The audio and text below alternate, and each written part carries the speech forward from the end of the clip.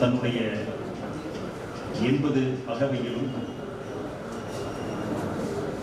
தன் அன்பையெல்லாம் கற்புக்கரசி கண்ணகி மீது கிட்டத்தட்ட தலைமை உரை ஆற்றிய போது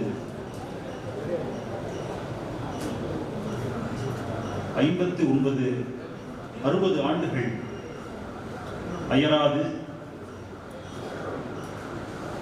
கண்ணகி கூட்டத்திற்கான அந்த நிகழ்வுகளில் கண்ணகிக்கு விழா எடுக்கின்ற அந்த ஆண்டுதோறும் எடுக்க வேண்டும் என்கின்ற ஆர்வத்தினையும் தன்னுள் வளர்த்து 80 வயதிலும் இந்த நூல் வெளியே வர வேண்டும் என்பதற்காகவும் அவர் தன்னுடைய உரையில் குறிப்பிட்டிருக்கின்றார். இந்த நூலை எழுதும் போதெல்லாம் என் நிழலாய் இருந்து இந்த நூலுக்கான ஏற்றத்தினை வழங்கியவர் என்னுடைய துணைவியார் அரங்கநாயகி அம்மையார். அவர்கள் இப்போது அவரோடு இல்லாவிட்டாலும் கூட அவருடைய ஆன்மா மகிழ்வாக இந்த விழாவில் கலந்து கொண்டிருக்கும்.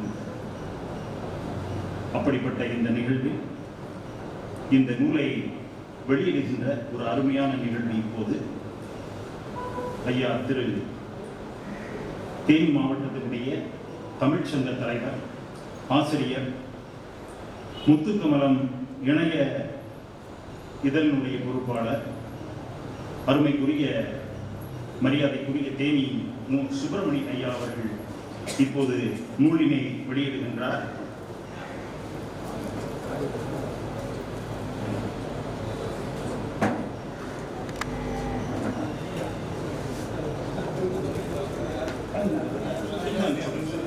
இப்போது அந்த நூலினை வெளியிடுகின்ற முதல் பிரதியினை பெற்றுக்கொள்வதற்காக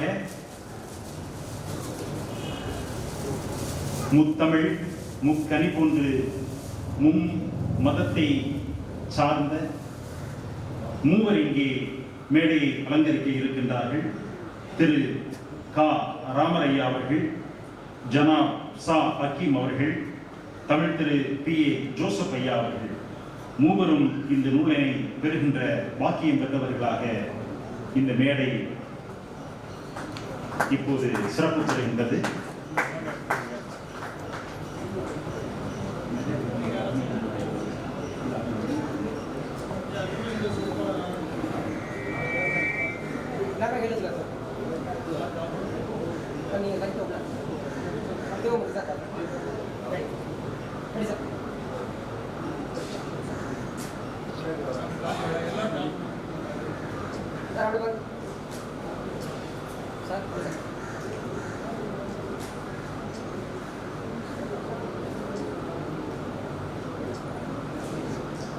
பெருமைக்குரிய நூலினை வெளியிடுகின்ற அருமைக்குரிய நிகழ்வு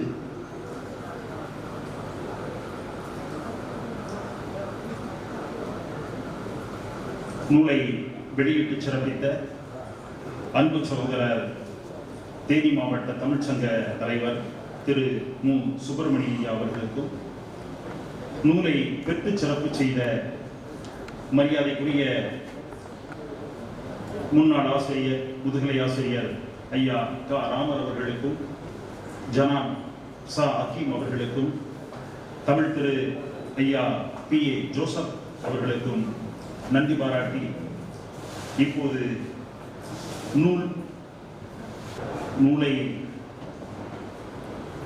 வெளியிட்டு சிறப்பு சேர்த்திருக்கின்ற அத்தோடு மட்டுமல்ல, நூலை பற்றி ஐயாவை பற்றி சில கருத்துக்களை நானும் கூற வேண்டும் என்று ஐயா அவர்கள் விரும்பியதால் இப்போது நூலை வெளியிட்டு அமர்ந்திருக்கின்ற ஐயா தேனி மு. சுப்பிரமணிய ஐயா அவர்கள் இப்போது ஒரு சிறு உரையாற்றுவார்கள் நூலை பற்றி.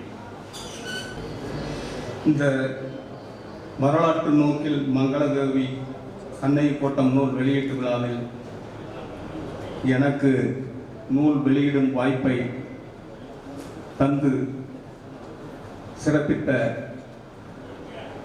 ஐயா ரா. கணபதிராசன் என்கிற தமிழாதன் ஐயா அவர்களுக்கும், அவருடைய புதல்வர் ராக்கா எழிலன்பன் அவர்களுக்கும் என் நன்றியை முதலில் தெரிவித்துக் கொள்கிறேன். 1959ஆம் ஆண்டில் ஒரு சிற்றுண்டி சாலையில் செய்தித்தாளை வாசித்துக் கொண்டிருந்தவருக்கு அங்கே ஒரு பெரியவர் மங்களதேவி கோயில் பக்கம் வலுத்த மலை என்று சொன்னது காதில் விழுகிறது. அதை கேட்டவுடன் மங்களதேவி கோயிலா, அது எங்கு இருக்கிறது, தென் திசையில் மலைதானே இருக்கிறது என்று நமது அந்த இளைஞர் பார்க்கிறார். அந்த இளைஞரின் அதை பற்றி அறிந்து கொள்ள வேண்டும் என்பதற்காக அவர்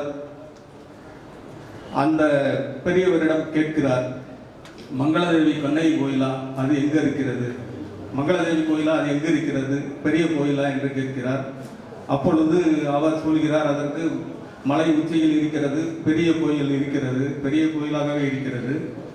அந்த மலை உச்சியில் நாம் போக முடியுமா, மலைக்கு அந்த மங்களதேவி கோயிலை பார்க்க முடியுமா என்று அவர் அந்த இளைஞர் கேட்கிறார். உடனே அவர் அந்த பெரியவர் சொல்கிறார், மாடு மேய்ப்பவர்கள் எல்லாமே அங்குதானே இருக்கிறார்கள் என்று சொல்கிறார். உடனே அவருக்கு அந்த கோயிலை பற்றி அறிந்து கொள்ள வேண்டும் என்கிற ஒரு ஆர்வம் ஏற்படுகிறது. அந்த ஆர்வத்தில் மங்களதேவி கோயிலுக்கு போக வேண்டும் என்கிற ஆர்வத்தை அவருடைய நண்பர்களான கன்னிமுத்து, நடராஜன், கண்ணன் ஆகியோரிடம் தெரிவிக்கிறார். அவர்களும் அந்த கோயிலை பார்க்க வேண்டும் என்று விரும்புகிறார்கள்.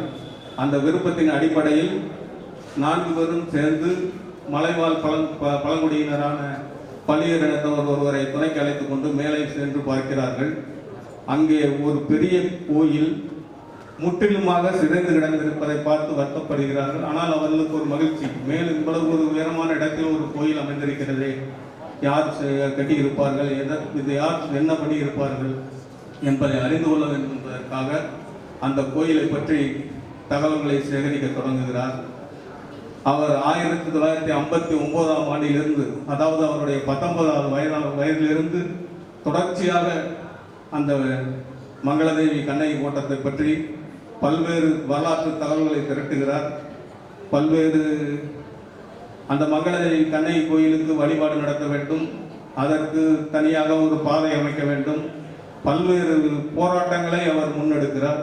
அதற்காக கூட ஒரு மக்களின் ஒத்துழைப்போடு கூட ஒரு மங்களதேவி கண்ணகி கோயில் சீரமைப்பு குழு என்ற ஒரு குழுவை அமைத்து அந்த குழுவின் வழியாக பல்வேறு போராட்டங்களை தொடர்ந்து இன்று வரை 60 ஆண்டுகளாக நடத்தி கொண்டிருக்கும் அந்த இளைஞர் நான் யார் என்று உங்களுக்கு சொல்ல வேண்டியதில்லை. நம்மளுடைய இந்த தமிழ்நாதன் ஐயா அவர்கள் தான் அந்த பணியை செய்தவர். அவர் எழுதிய அவருடைய அனுபவங்களையும் அவருடைய ஆய்வுகளையும் தொகுத்து இந்த வரலாற்று நோக்கில் மங்களதேவி கண்ணகி கோட்டம் என்கிற இந்த நூலை அவர் எழுதியிருக்கிறார். அவருக்கு என்னுடைய, நானும் ஒரு பத்திரிகையாளர், நானும் ஒரு எழுத்தாளர் என்பதால் அவருக்கு நான் ஒரு எழுத்தாளனாக, நான் 13 நூல் எழுதியிருக்கிறேன், அதனால் ஒரு எழுத்தாளராக என்னுடைய வாழ்த்துக்களை தெரிவித்துக் கொள்கிறேன்.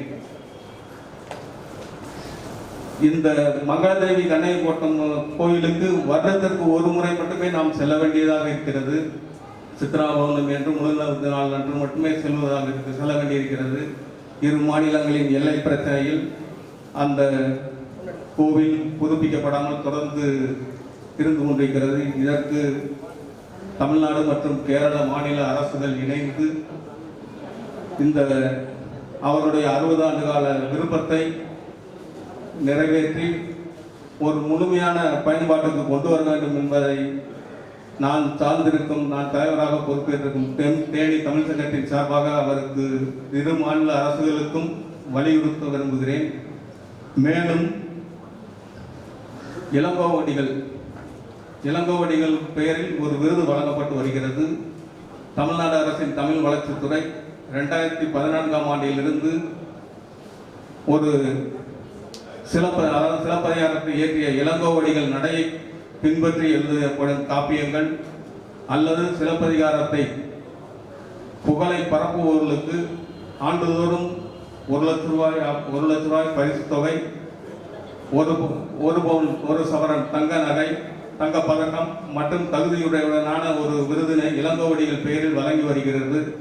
அந்த விருதினை தமிழாதன் ஐயா போன்றவர்களுக்கு தமிழ்நாடு அரசின் தமிழ் வளர்ச்சித்துறை வழங்கி சிறப்பிக்க வேண்டும். வரும் ஆண்டில் அவருக்கு அந்த விருது கிடைப்பதற்கு எனக்கு உள்ள தமிழ் வளர்ச்சித்துறையுடன் எனக்கு இருக்கும் தொடர்பை பயன்படுத்தி அவருக்கு தேனி தமிழ் சங்கத்தின் சார்பாக இளங்கோவடிகள் விருது வழங்க தேனி தமிழ் சங்கம் பரிந்துரை செய்யும் என்பதை இந்த இடத்தில் தெரிவித்து ஒன்று விடைபெறுகிறேன். நன்றி, வணக்கம். ஐயா அவர்களோடு நிகழ்ந்த அந்த ஆழமான அனுபவங்களை, முதல் சந்திப்பை மிகவும் நீளமாக இல்லாமல் மிகச் சிறந்த பதிவாக கூறியதோடு, மங்களதேவி கண்ணகி தேவியினுடைய அந்த கோயில் மிகவும் நன்றாக புதுப்பிக்கப்பட்டு அதற்கான சீரான பாதைகளையும் அமைக்க வேண்டும். அதற்கு அரசாங்கத்திடம் ஐயா அவர்களுடைய நூலோடு நின்று விடாமல் அவரை தொடர்ந்து அந்த அறப்பணியை, அந்த அறக்கட்டளை குழுவோடு சேர்ந்து அரசாங்கத்தை சென்று அவர்கள் அந்த பணியினை செம்மையாக செய்ய வேண்டும் என்ற ஒரு அருமையான ஒரு செய்தியை இங்கே குறிப்பிட்டார்கள். அவர்களுக்கு நன்றி பாராட்டி